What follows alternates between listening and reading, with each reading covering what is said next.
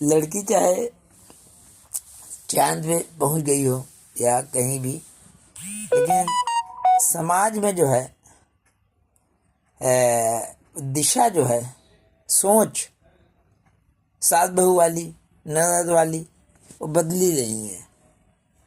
ननद अगर ससुराल में जाएगी बुरा लगेगा तो तुरंत मायके में आके अपनी अम्मा को बताएगी, बड़ी बहन के आगे रो रो के टसुए बहाएगी और ज़रूरत पड़ेगा तो छोड़ के चली आएगी। लेकिन अगर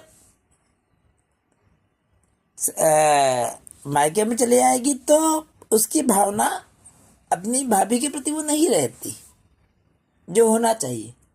जो उसको कष्ट हुआ है, उसको कष्ट का एहसास होने पर ये नहीं लगता मुझे कष्ट हुआ, दूसरे के घर की आई हुई लड़की इसको भी कष्ट होगा। लेकिन फिर वो टॉर्चर करना चालू कर देती है। फिर अपनी जो मायके में आएगी तो अपनी अम्मा का सहयोग देगी अपने भाई के साथ, और बहन आएंगी और होता ये कि इन्हें बहनों का ग्रुप बन जाता है। ग्रुप बन के बहनें जो है भाइयों पर अटैक करेंगी। अच्छा, जेंट्स थोड़ा सा अवॉइड करता है इन बातों से बचने के लिए, कहाँ तक बचें, और इसका वो विरोध नहीं करता। जो अत्याचार करने वाली लेडीज है उनका हौसला ऊपर होता जाता है। हौसला जब बढ़ता जाता है तो कभी वो विरोध कर देगा तो फिर बवाल होगा। तो एक लेडी जीवन भर ऐसे ही करती रही।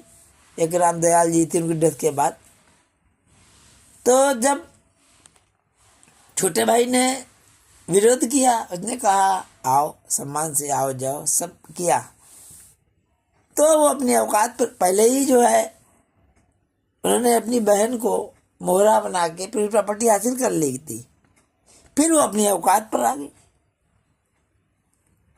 ये मुझे मकान के 5 हिस्से चाहिए। भाई ने कहा ले लो मिक्सर।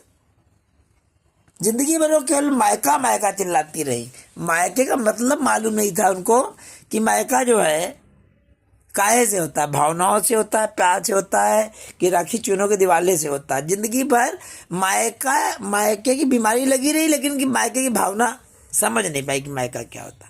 अच्छा, जब पिता थे तो पिता के सहारे वो भाइयों पे शासन करती रही, बिल्कुल जैसे हिटलर था, तानाशाही करती रही। भाई बेचारे चुपचाप रहे। पिता की मृत्यु के बाद बाहर आ गया और जितनी बदनामी हुई अब वो घुट रही है कि क्या किया भाइयों के साथ।